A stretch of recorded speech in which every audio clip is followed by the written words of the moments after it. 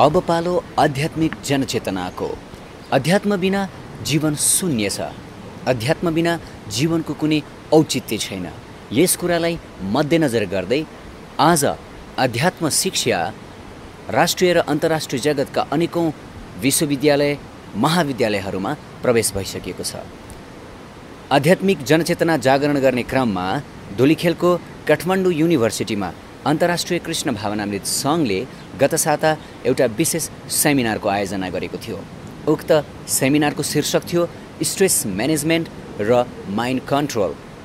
र अम्बुज कृष्ण प्रभु जो बटनीका स्नातक अध्ययन गरेका विद्यार्थी हुनुहुन्थ्यो, उहाँले उक्त सेमिनार दिनुभएको थियो।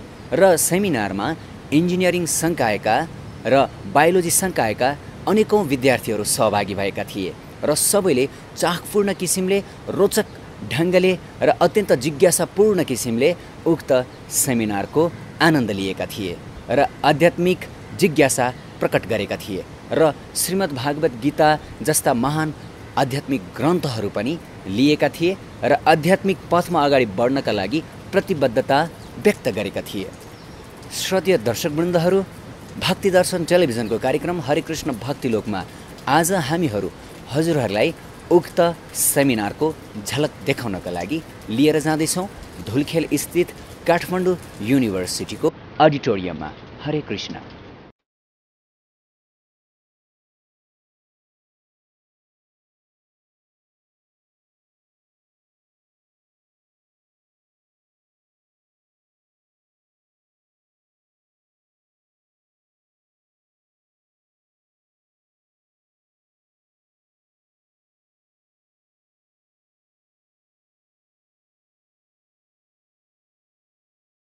One thing you can do is just you visit the temple whether you like or not. It will bring some spiritual to you.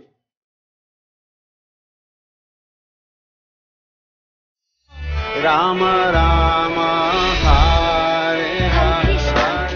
So my name is Amujay Krishna Das. I'm a Nepali born in India. So I finished my bachelor in India. Then my master I finished in Tribhuvan University in 2006. I completed it. And then after that I was also into politics because in Tribhuvan University if you just go then you will be into politics even if you don't like. So I was there. So then what happened was actually I liked it also because I liked to do something for good for the nation, and I had always a dream, desire to do something good for the society. Then I was also into politics, and then I thought that if I become a politician, then I would change the society. But then I found myself that instead of changing the society, I found that myself I am being changed, not into good ways, but into bad ways. Then in that time itself, what I found was, I found this Bhagavad Gita, and when I read this Bhagavad Gita, this Bhagavad Gita, I was so much convinced that, maybe I will not be able to change whole peoples. But I found after reading this Bhagavad Gita, I found that I could change myself. And then I'm changed, actually. So then, now, in the period of 6-7 years, also I have changed the lifestyle, the way people think, especially the youths. So I'm being able to, by God's mercy we can say, so I'm in this way. So I'm here, also today in your college, to present something and to relate and share the things what I know. So everybody, it's not compulsory that you have to accept me what I'm saying. So everybody has a choice. So I will give you the choice. And then if you like it, you can take it. And it is not compulsory that everybody have to become sadhu like me. So sometimes people ask me, if everybody is like you, then how world will run? If everybody becomes sadhu, then? Good question. I asked him, what is your profession? And he said that I'm accountant. Well, I can also say, if everybody become accountant, then what? So everybody will not become an accountant, and everybody also will not become sadhu. So relax. So this is it. प्रायः जस्तो हामीहरूको समाजमा हामीले यस्तै religious चिजहरू देखिन्छ, तर रहे पनि हामीलाई कहिलेकाहीँ हुन्छ नि रिलिजियस चिजहरू देखेर कहिलेकाहीँ एकदमै नेगेटिभ आउँछ, किनभनेदेखि त्यो खासै त्यस्तो तपाईले सोध्दाखेरि उसले आन्सर पनि दिन सकेको हुँदैन। त्यसरी हामीलाई कति चिजहरू चाहिँ एकदम हामीहरूको धर्मशास्त्रहरूमा क्वेसन मार्क आउँछ, अनि हामीले एग्री गर्दैनौँ। तर म आजको प्रेजेन्टेसन जुन चाहिँ यसको अलिकति म तपाईँलाई अगाडि आउनुभन्दा अगाडि यही कुरा भन्छु कि म लाइक सबै स्टुडेन्ट छ नि अहिलेको टाइममा सबैलाई स्ट्रेस हुन्छ, सबैलाई टेन्सन छ। कोही पनि यस्तो मान्छे छैन कि मतलब टेन्सन बिनाको छैन। And our thinking is different than the fact. We are simply worried for nothing. Actually, in fact, in reality, it didn't happen, but we just simply think it. Isn't it? So this is it what we are going to discuss today, because it's very, very important to know that actually the reality, fact, and our thinking is really different. So modern advanced society, you see it. Where are we heading in this world? So now advancement, we talk about advancement. And sometimes people ask me, if our Vedas were so much advanced, why are we not advanced? Why are we not civilized? This is a big question sometimes people ask. Well, actually, I can say that we are very much civilized than the Western peoples. Here we have, you see, here is Mukunda Murali is here. And then he is appreciating our culture, our civilization. And then we thinking that that civilization is good one. But wait a minute, when we say civilization, we come only to the understanding of money. Our civilization definition ends in money. But actually that is not. Can I ask you, how many of you don't have TV at home, like only this Nepal television, like only? You don't have cable like this? Nobody, I think. Okay. Only one. Actually, you believe it or not, but those people who doesn't have TV at all are the luckiest people. Maybe you don't understand this now, but actually they are the luckiest people. So we are actually ruining our children actually in the name of television. And because the parents cannot resist it, because they only order it, okay, turn on here, but they watch it. So the student doesn't listen, the children doesn't listen, and then at the end, so then they also will watch it because they don't follow it, the parents don't follow it. In the West, then when some partners remain with the partner for years, to the big surprise, oh you guys, you didn't change. Oh my God. So this one. So it's a really big culture shock. We are laughing at them and they will laugh at us. Okay? So this is thing, this is called culture shock. But any idea about which country has the highest suicide rate?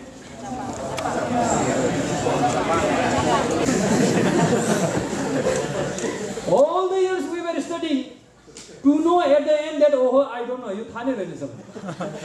What a joke actually. So you see it. Now, just example here, is it to point to your eye or nose? But can you point yourself? So it is, we cannot point it. Take a thoughtful second look at your identity by hearing from a scientist and a professor of anatomy, Dr. Monson. So this is what he did research. So what he did, you are worth rupees 110, says Dr. Monson. You know that? So scientifically he proved it. How? In a 60-pound person, Dr. Monson said there are about 5 pounds of calcium, 1.5 of phosphate, now 9 ounces of potassium, 6 ounces of each sulfur and potassium, 1 ounce of magnesium, less than 1 ounce of iron, copper and iodine. And then the total chemical worth is. Now does that sound like you? Is this the essential stuff of your identity? Is it that one?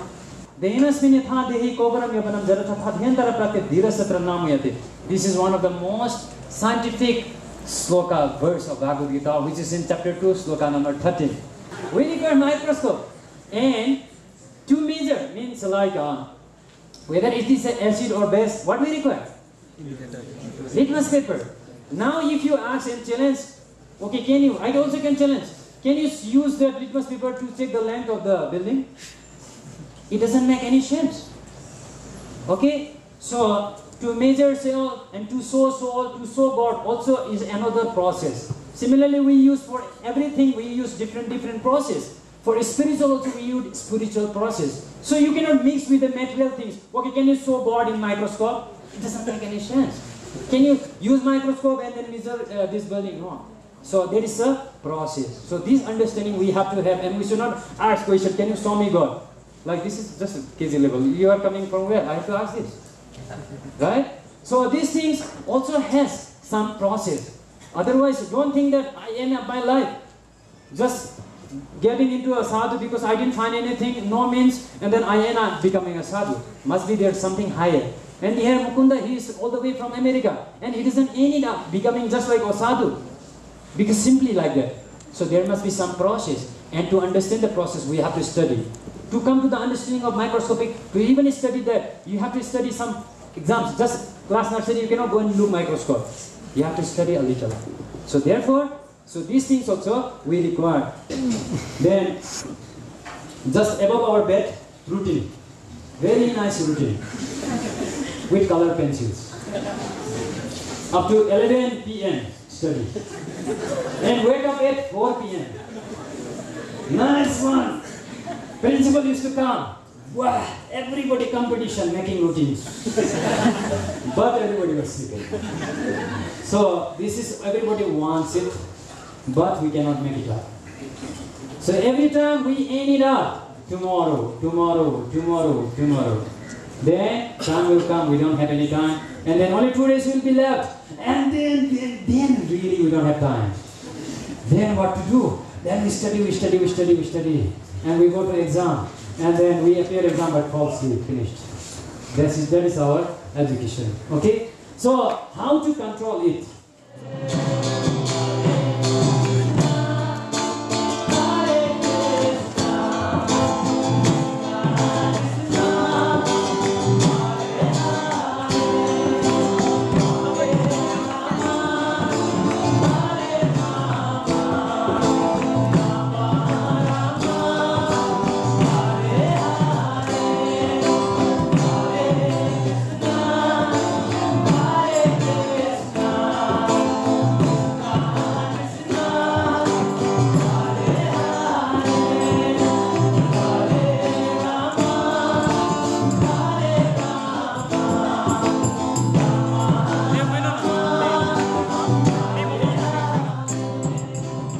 The best part was the theme of the seminar was very good, and especially for the students, especially for the technical students, the way that seminar was conducted, it was very fruitful for our students as well as our faculty members also. Yes, अब पहिला भन्दा motivation भएछ माइन्डमा इन्चान्टिङ भन्ने एउटा छ नि त्यो भन्नाले एउटा आफ्नो शब्दले अब भित्रै मनबाट के ल्याउने जस्तो कुराहरू चाहिँ एकदम मन लाग्यो भन्दा एउटा शब्दले पनि मान्छेलाई कति परिवर्तन गर्दो रहेछ क्या किन एउटा राम्रो पोइन्ट लाग्यो क्या मलाई यसको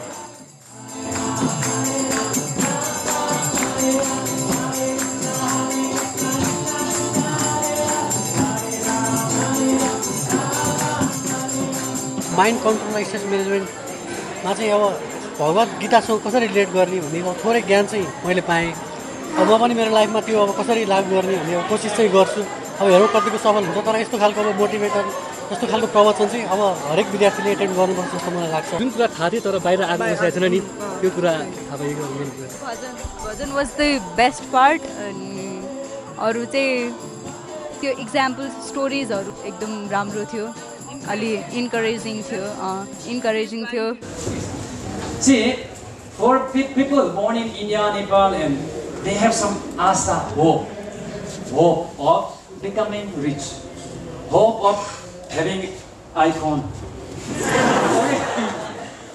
के चाहिँ राम्रो लाग्यो भन्दाखेरि तिमी को हो त वाट यु आर फर के को लागि हो त तिमी यो यहाँनिर के को लागि बसिरहेको छौ त त्यो कुरा नै महत्त्वपूर्ण लाग्यो किन भन्दाखेरि आजसम्म हामी जे गरिरहेछौँ के को लागि गरिरहेछौँ त कसको लागि गरिरहेछौँ कहाँबाट आयौँ कहाँनिर जान्छौँ के थाहा छ केही पनि थाहा छैन नि त त्यो नै इम्पोर्टेन्ट छ मलाई चाहिँ नि अब यो कार्यक्रम हेरेपछि होइन अब सर्वप्रथम त यो भागवत गीता पढ्नलाई एकदमै धेरै प्रेरणा मिलेको छ अब यो कुरा धेरै सुन्ने भने होइन अहिलेसम्म किताब पढौँ भन्ने केही कुराले पनि इन्सपायर गरेन होइन त यो प्रोग्रामबाट चाहिँ जस अब चाहिँ पक्कै पनि भागवत गीता म पढ्छु होला हरेक स्टेप्स अफ द लाइफ हरेक every day we are having the stress in the mind त्यसले गर्दाखेरि स्टुडेन्ट होस् या टिचर्स होस् या कुनै स्टाफ होस् त्यसलाई यो टेक्निकली यदि हामीले यसलाई एप्लाई गर्ने हो भने डेफिनेटली यसले चाहिँ स्ट्रेसलाई के रिड्युस गर्छ आज नभए आज गरेको भोलि नगर्ला तर चाहिँ कालान्तरसम्म यदि if you continue this practice for a long time definitely to reduce the stress अब अहिलेको यो प्रोग्राममा सिकाएको छ नि त यो स्ट्रेस फ्री कसरी गर्ने भनेर अनि यसको वान वे भनेको स्पिरिचुअल वे नै रहेछ नि त टिनेजको स्टुडेन्टलाई नै अलिकति बढी यो स्पिरिचुअल नलेजहरू दिन पायो भने चाहिँ बढी उपलब्धि हुनसक्छ कि खासमा चाहिने भनेको नि टिनेज लाइफ एजमै हो भने स्कुल लेभलमा पनि यस्तो खालको प्रोग्राम गर्न सक्यो भने उपलब्धि धेरै हुन्छ खास गरी बुढाबुढी भन्दा पनि बच्चादेखि नै सिक्नु बुढाबुढी त भनेको बुढाबुढी भन्दा पनि बच्चादेखि सिक्नुपर्ने कुरा हो यो भनेको स्कुल लेभलमा गर्न सकियो भने धेरै राम्रो हुन्छ जस्तो लाग्छ मलाई अझै नि।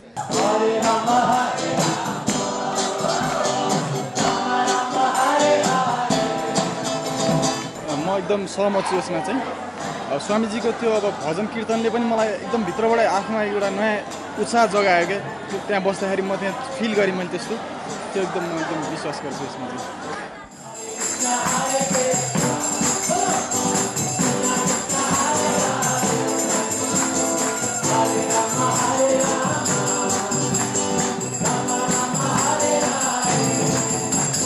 इस्कनले अब अरू पनि भन्नु यस्तो कार्यक्रमहरू यस्तो वर्कसपहरू कन्फरेन्सहरू चाहिँ आयोजना गर्दै गरोस्। त्यसले गर्दाखेरि हाम्रो स्टुडेन्टहरू नयाँ नयाँ कुराहरू यो स्ट्रेस म्यानेजमेन्ट आज भयो भने अर्को दिन चाहिँ कुनै अब भागवत गीताको बारेमा पनि what is the reality of the Bhagavad Gita के भनेको छ, how can you use the Bhagavad Gita in our daily life भन्ने कुराहरू पनि यदि इस्कनले चाहिँ यदि ब्रिफ गरिदिने हो भने आउँदा दिनहरूमा हामी सबै काठमाडौँ विश्वविद्यालयहरू चाहिँ हामी चाहिँ बेनिफिट हुनेछ। Come up with more programs lecture wise त अब घरि ध्यान जान्छ घरि ध्यान जाँदैन, तर इट विल बी एन्करेजिङ। अब कन्सन्ट्रेसन पनि बढ्छ भन्छ होइन। So you can come up with those schemes programs अनि मोर भजन्स रकिङ भर्जन्स यस्तै प्रोग्रामहरू भयोस् र यस्तो प्रोग्रामहरूबाट चाहिँ भागवतको बारेमा पनि भागवत गीताको बारेमा पनि र यसको भित्रको मन्त्रहरू हामीलाई आउँदैन नि त, भित्रको त्यो श्लोकहरू त हामीलाई आउँदैन, त्यसको पनि अर्थहरू चाहिँ हामीलाई बुझाइदिन पायो भने हामीलाई फाइदा हुन्छ जस्तो लाग्छ। जस्तो यो भागवत गीताहरू छ हाम्रो वेदहरू छ नि त्यस्तोहरू चाहिँ जस्तो कलेजहरूमा पनि वाचनै गर्ने कि प्रत्येक वर्ड्सहरू वाचन गरेर प्लस यसको मिनिङहरूको एकदमै गुरुहरूबाट मिनिङहरू आयो भनेदेखि एकदम हामी इन्ट्रेस्टेड भएर चाहिँ सुन्थ्यौँ पनि होला सायद होइन। प्लस उहाँहरूले एकदम रमाइलो तरिकाले भन्नुहुन्थ्यो होला, हामी एकदम भित्रबाट लिन्थ्यौँ पनि होला सायद होइन। कति कुरा त अब जस्तो पढ्दाखेरि पनि बुझिँदैन पनि नि त श्लोकहरूको होइन, मेन ओरिजिनल भाव त बुझिँदैन नि त, त्यो भयो भने अझै बेटर हुन्छ होला कि। प्रोग्राम्सहरू जहाँ चाहिँ नि हामीले we can learn from the masters themselves होइन, कस्तो यसको रियल मिनिङ चाहिँ के हो अनि how can we apply this in our practical life भनेर यस्तो कुराहरू चाहिँ हामीले सिक्न पायो भने it will be much fruitful होइन। अनि यो किताब चाहिँ आज हामीलाई पुगेन होइन, वी होप नेक्स्ट टाइम आउँदाखेरि चाहिँ अझै धेरै लिएर आउनुहुन्छ होला।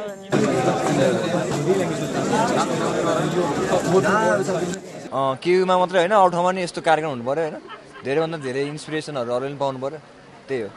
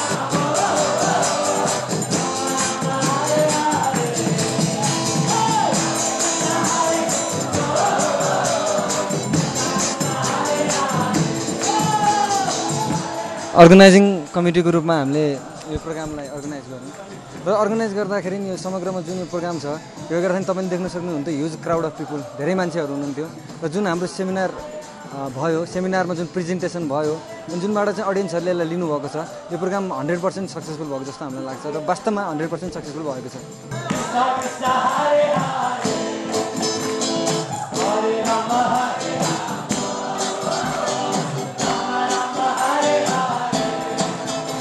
हरेक कुरा अथवा पढाइका अनि सबमिसन डेडलाइन्सहरूदेखि लिएर अनि हरेक आफ्ना रिफ्रेसमेन्टहरूका कुराहरू यो सबैमा चाहिँ एउटा स्ट्रेसले जागृत हुँदो रहेछ। यो के कारणले भन्दा होइन यो हाम्रो लिभिङ स्टाइलले जेनेरेट गर्ने कुराहरू छ। अनि यही सन्दर्भमा किन गर्न नसक्ने त हामी पनि गरौँ न एउटा स्पिरिचुअल कार्यक्रम केयुमा पहिलोचोटि भनेर एउटा मेरो एकदम नजिकको स्पिरिचुअल साथी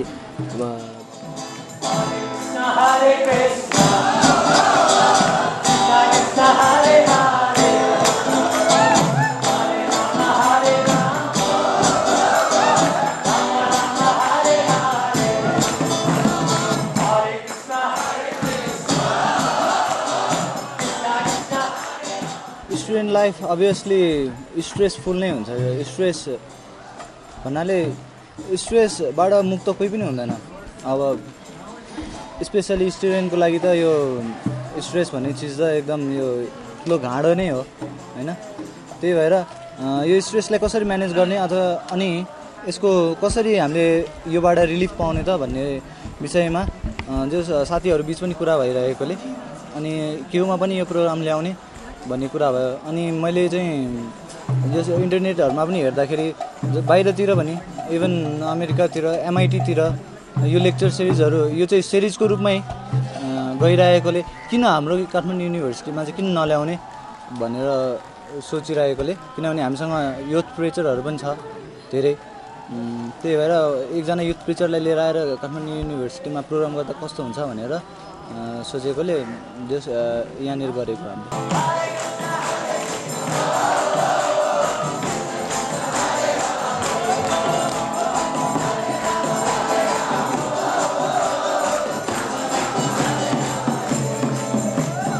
हाम्रो टिचरहरूसँग पनि कुरा भएको छ अनि उहाँहरूले पनि एउटै कुरा महत्त्व के दर्शाउनु भएको छ भने केयुमा चाहिँ स्पिरिचुअल प्रोग्राम एकदमै इम्पोर्टेन्ट छ र स्पिरिचुअलिटीको लागि इस्कन वर्ल्ड फेमस छ। हामी इस्कन गतिविधिहरूलाई थाहा छ। र जुन स्पिरिचुअलिटी नभएसम्म मान्छेले चाहिँ कतै पनि पिस चाहिँ प्राप्त गर्न सक्दैन। यो हामीले शास्त्रबाट र हामी व्यक्तिगत अनुभवबाट पनि थाहा छ। र हाम्रो अब अगाडिको कदम भनेको के हुन्छ भने यसरी नै यो प्रोग्रामहरूलाई अगाडि बढाउँदै लान्छौँ र यी प्रोग्रामहरूलाई चाहिँ प्रेरणा सिरिज अथवा something that gives inspiration motivational जस्तो प्रोग्रामहरू र स्ट्रेस म्यानेजमेन्टको प्रोग्रामहरू चाहिँ हामी यसरी नै एटलिस्ट सेमेस्टरमा चाहिँ एकपटक काठमाडौँ युनिभर्सिटीमा चाहिँ अर्गनाइज गर्दै जानेछौँ।